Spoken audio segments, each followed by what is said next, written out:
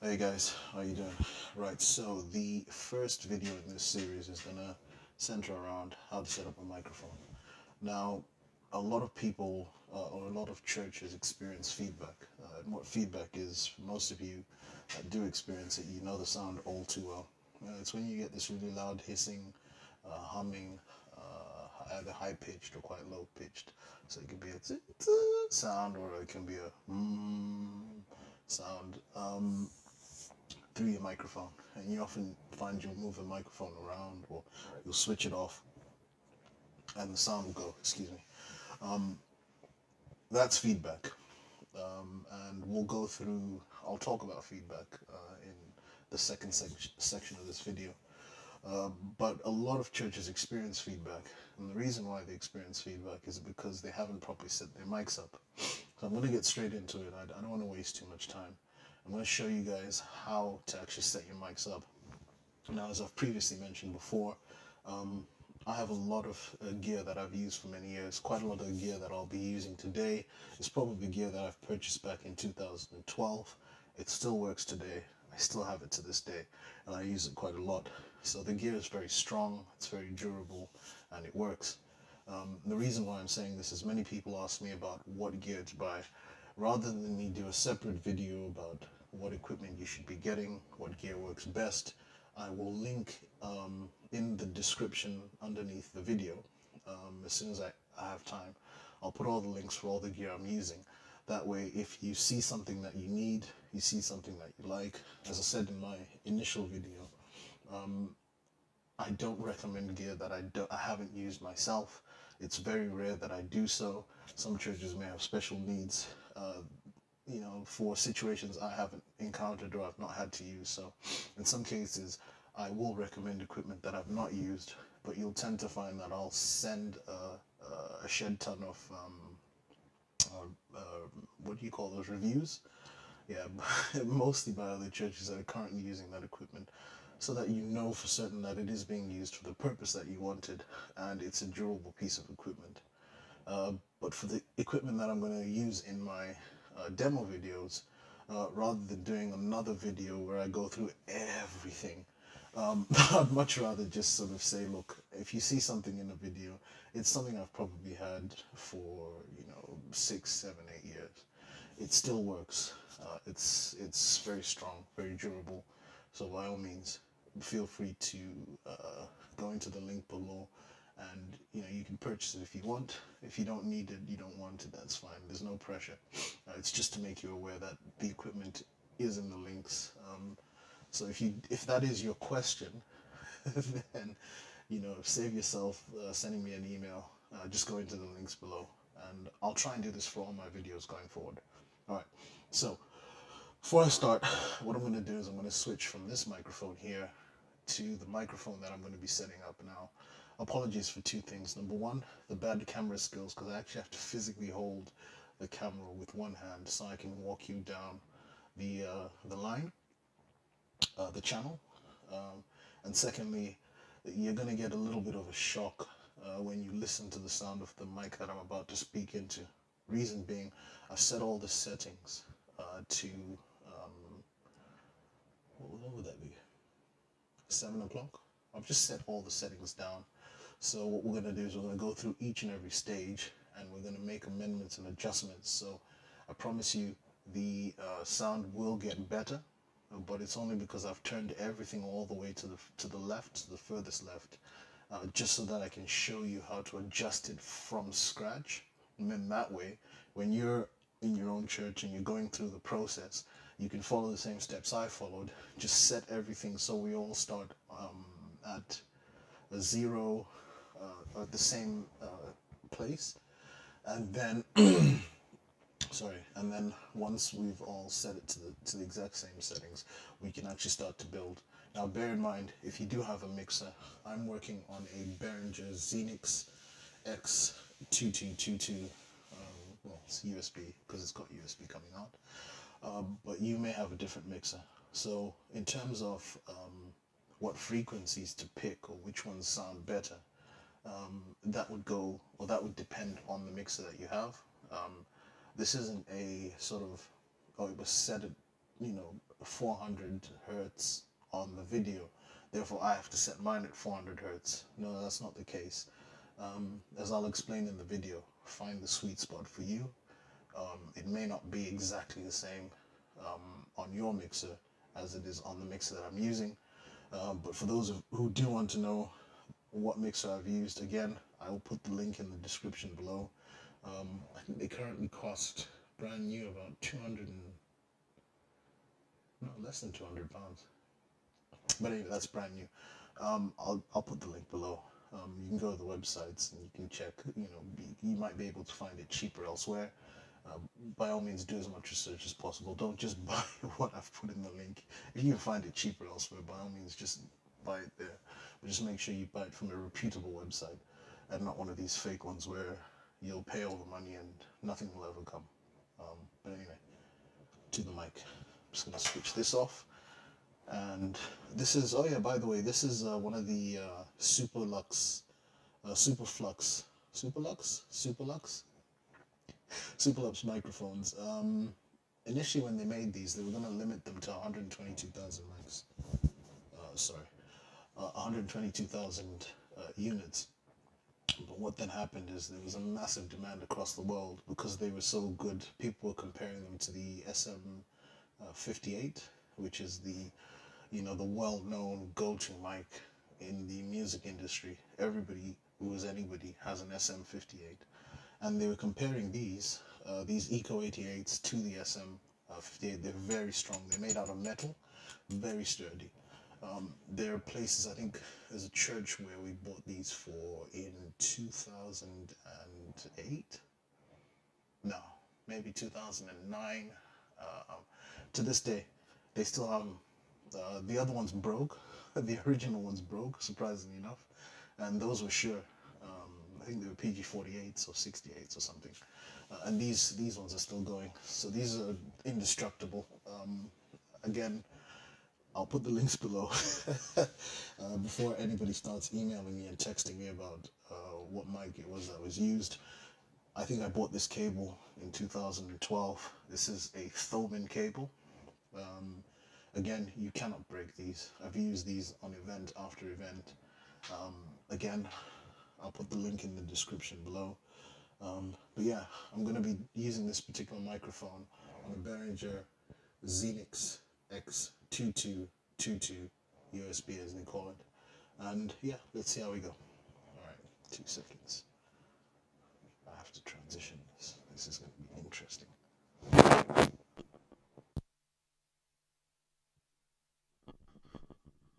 2, 1, 2. Okay, let's go.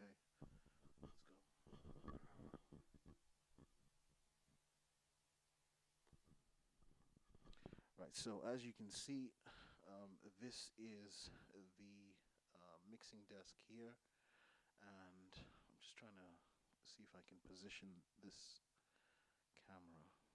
It did work earlier on. Okay, so we're gonna start off with there we go. So as you can see, I've got the mic plugged into the microphone channel, and I also have a few things that are a few cables in the background. Right, so the first thing that you need to do is when you're setting up a microphone, as you can see, I've twisted it all the knobs to the left position, and this is all the way going down, up until the pan. Sorry, up until the pan. Now the pan is dead center, and it's so that you don't hear me coming from the left-hand side of your ears or your left-hand side of your speaker only.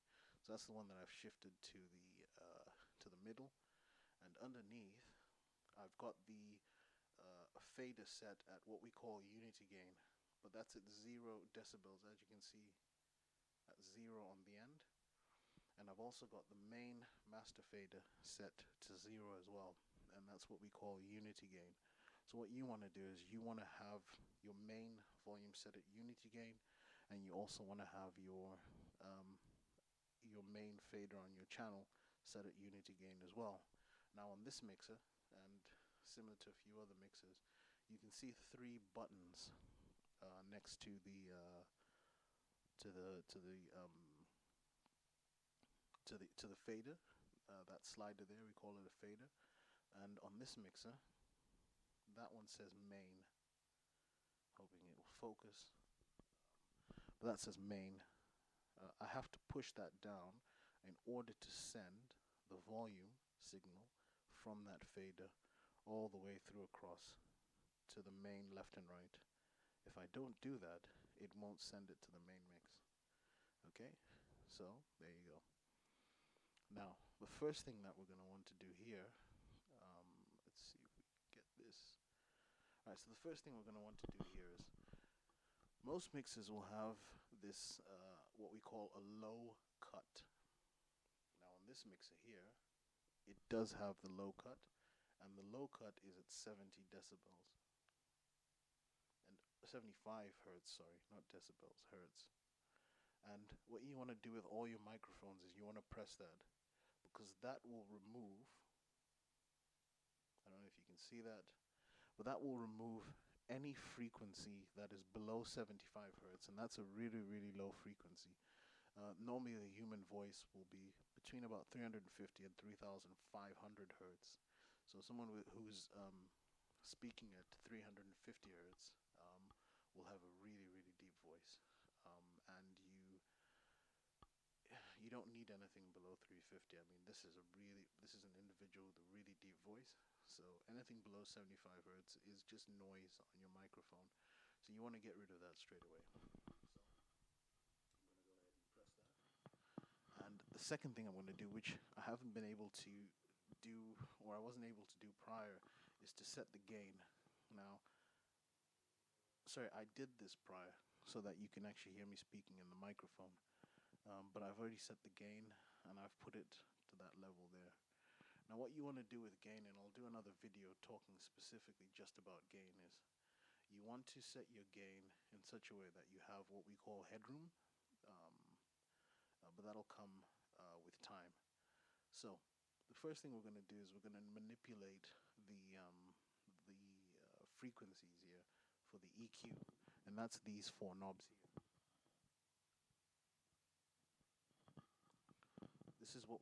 This mixer has what we call parametric EQ, which means parametric is just a fancy word for parameters.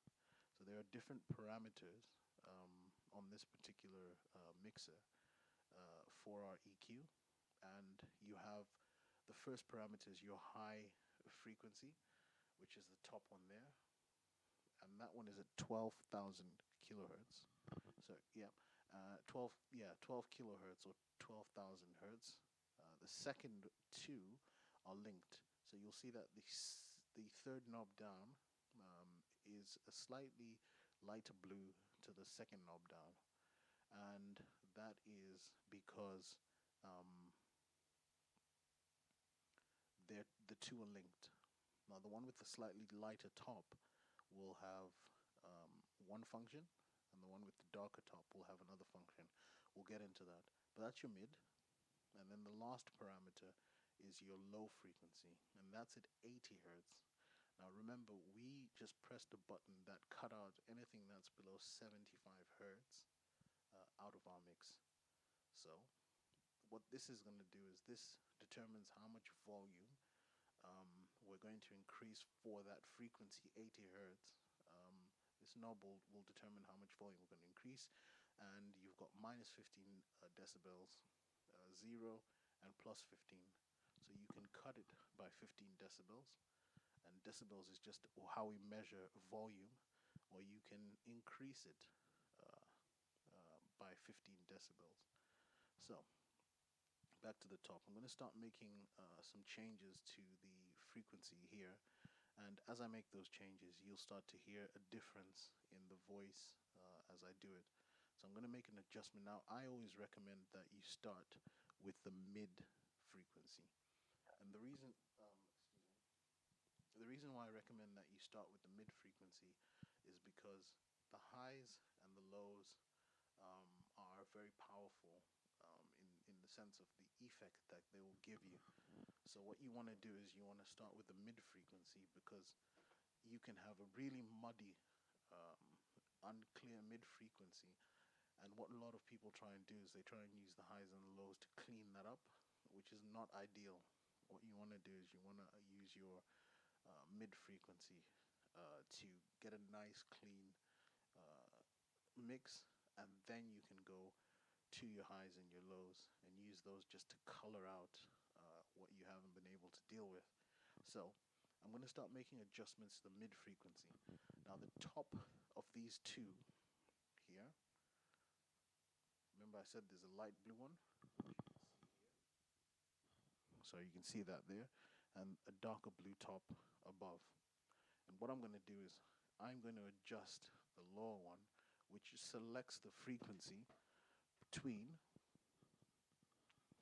100 hertz and 8,000 hertz. And what I'm going to do is I'm going to select a frequency that is about 1,200 hertz. Now I know that's good for my voice,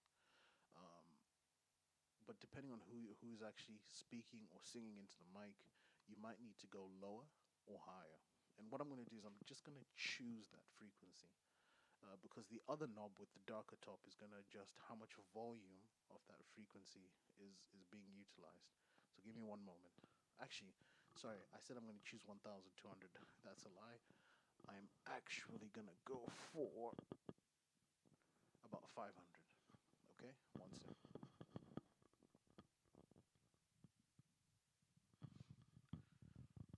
So that's roughly about 500 selected. And straight away, you should be able to hear some sort of a difference in my voice. Now what I want to do here is I want to increase the volume of that from minus 15 decibels, which is the top knob. That's the one above, the one we've just adjusted. So that increases and decreases the volume for the bottom knob, which selects the frequency that we want. So I'm going to increase that to roughly about minus 2 or minus 3 decibels. So immediately you'll hear a difference in the sound of my voice because I've just made that adjustment. Now, again, what frequency to pick is determined by who you have on the mic, how deep or how light their voice is.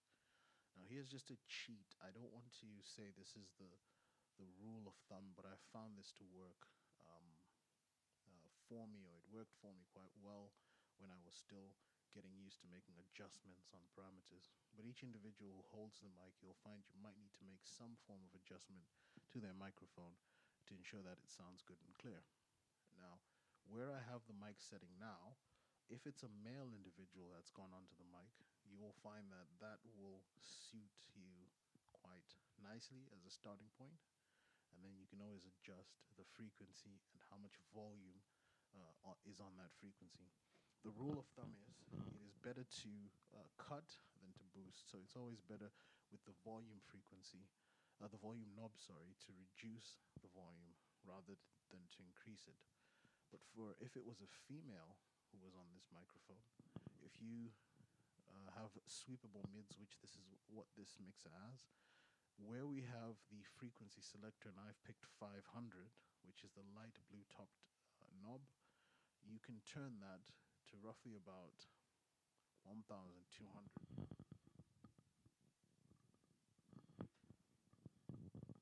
Leaving the volume one where it is, and you'll find that is a good starting point for a female voice.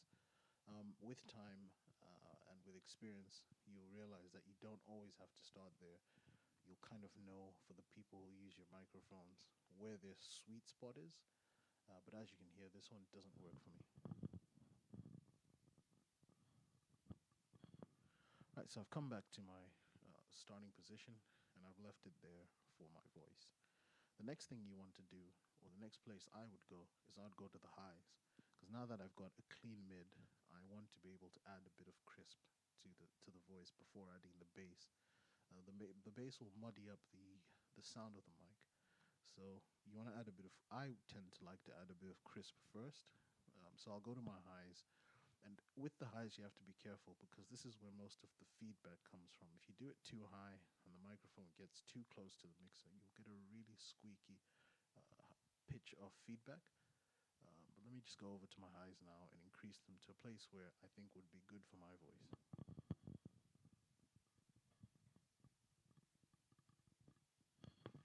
And what I've done is I've gone to about 1 o'clock, so just after 12, and it's just added a bit of crisp to my voice. And as you can hear, the highs have begun to pop out, and it's added a bit of clarity as well to my voice. Um, the next place I'm going to go is I'm going to attack the lows. Now, I don't tend to put a lot on the lows personally because I like a nice clear mix on my voices when I do a mix.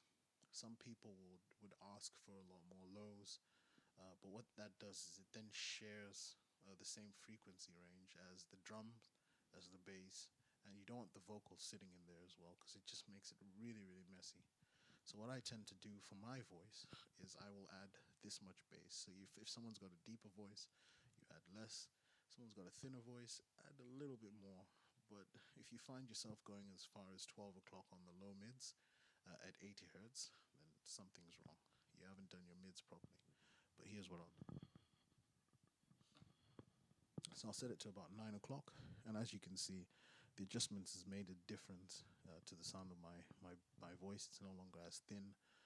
It sounds a little bit more clearer, a little bit more balanced, and that's pretty much what I would do for my voice. Now, moving along a little bit further down, on this mixer I've got two red items here for the aux, and I'm just going to switch microphones for now, just one moment.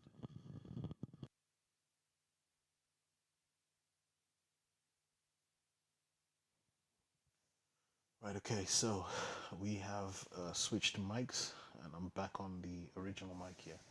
So I've got two red items for my aux.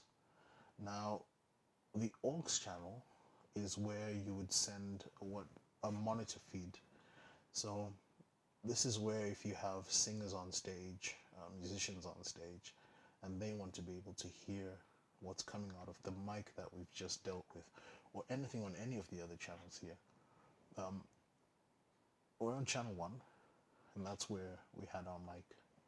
So what I would do is, what you would do in this situation is, when you're sending an aux a mix for channel 1 to a monitor, you would increase the volume for that channel, okay?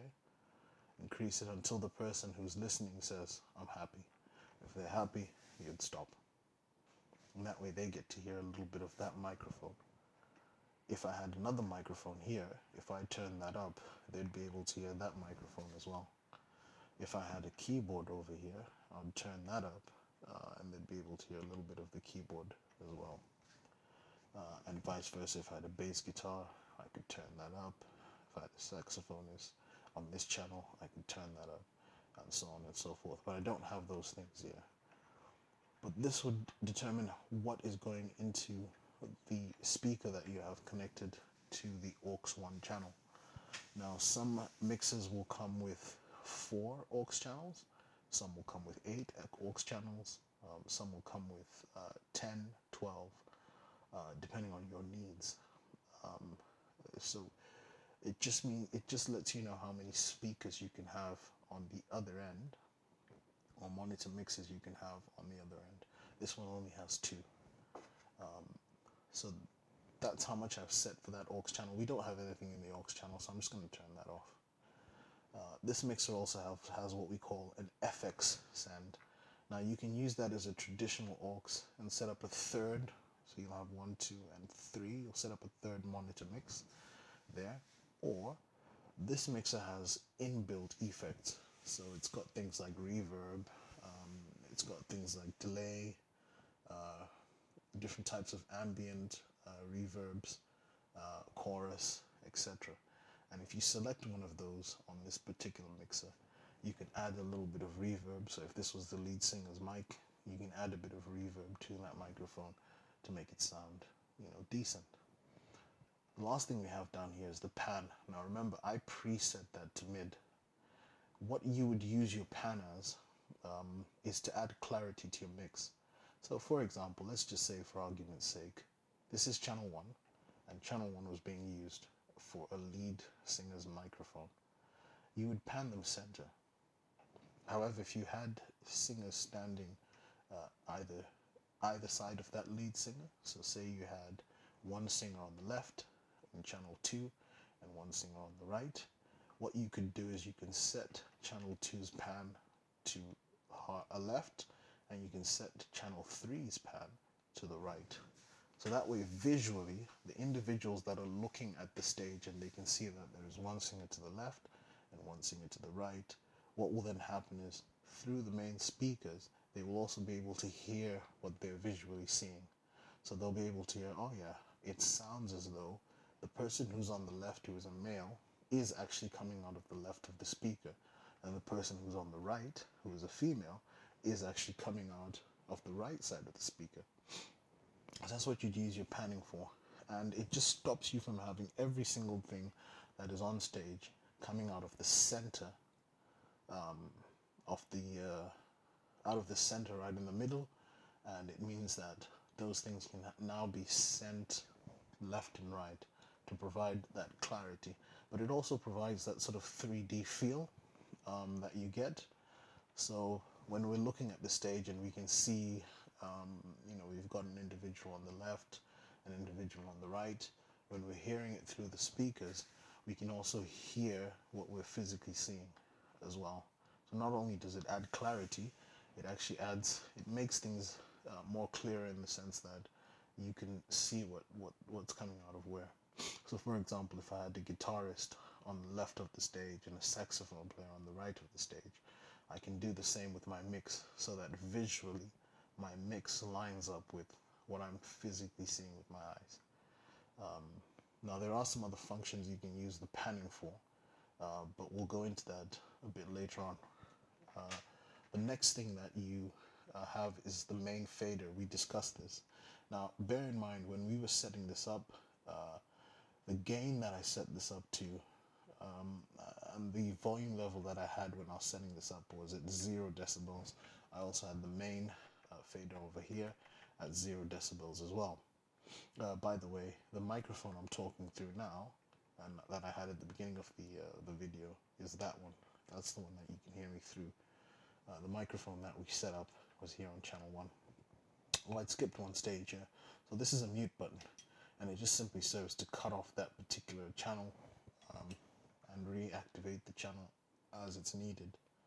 But yeah, as I mentioned, you've got your fader. Once it's been set up and set to unity gain, then you know that you've set it up in such a way that because you had your mains at 0 decibels and you also had your main mic at 0 decibels, you would then set your gain level, which is this here, okay, to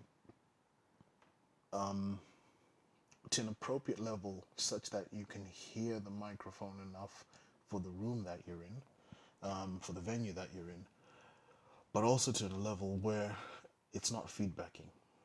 Okay, so what you do is you start, when you're setting up your microphone at the very start, you first set this up at 0 decibels, which we called unity gain. You set that up at 0 decibels, which we also called unity gain, and then you tackle the gain. So what you do with your gain is your gain should be at 0, and you get the person to go onto the microphone and you ask them to speak or to sing, and you turn that up until it's loud enough. Once it's loud enough, stop there. Okay? That means that they're able to speak into the microphone loud enough for everybody to be able to hear them, but there is no feedback. Does that make sense? Brilliant.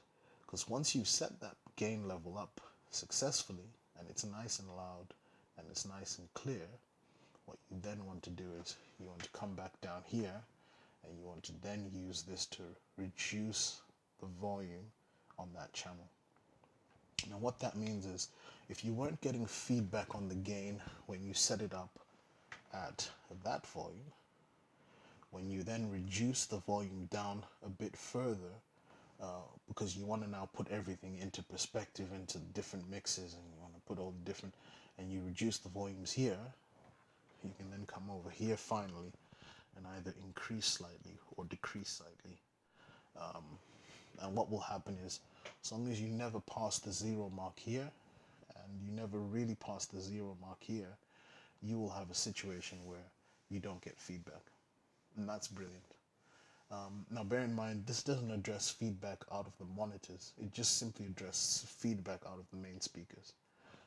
Addressing feedback out of the monitors is something slightly different, where you would set the volume on that monitor's channel. So remember how we talked about aux1 and aux2? Say this was connected to a speaker on the stage. Then what you do is you do the same thing, where you would set up the volume level for that monitor as in conjunction with the main master volume level for that monitor. So aux1, each channel has an aux1, and this is the main volume for the aux1. So just like before, we've got a main volume for the channel, and we've got a main volume for the mixer. You've got a channel volume for the aux1, and you've got a main overall volume for that speaker. And what you would do is, with this one, it's actually more straightforward because you've already set the gain, so you don't need to touch the gain any further.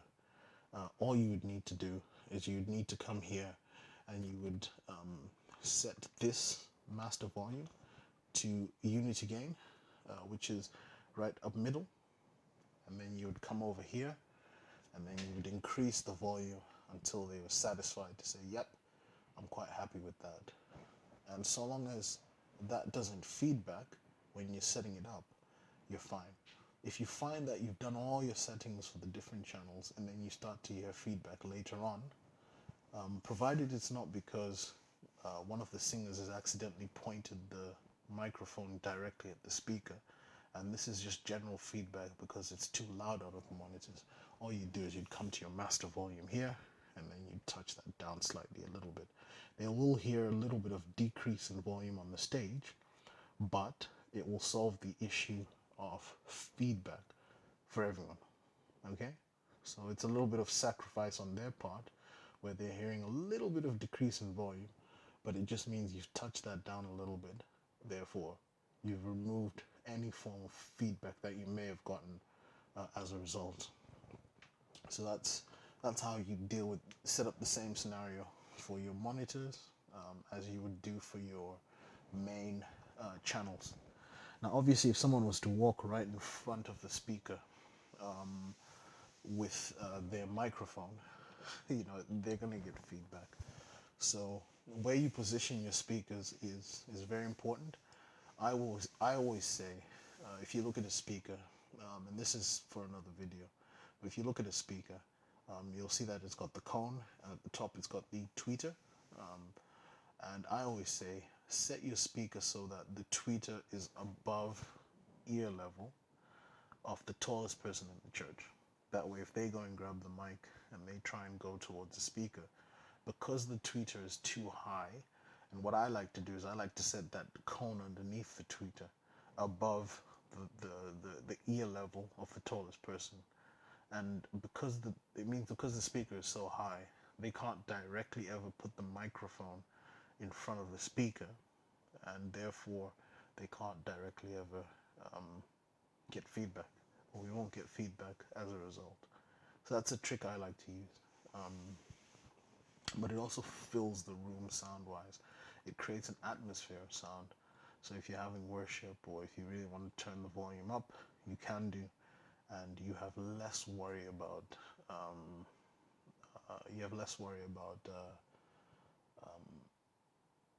the feedback. But yeah, that's pretty much how you set up your EQ and how you set up your microphone. Sorry for the bad sound, and again, sorry for the bad camera skills.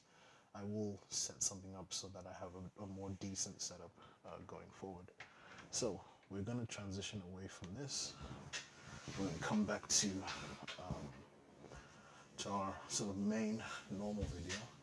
So yeah, so we've pretty much gone through microphone setup.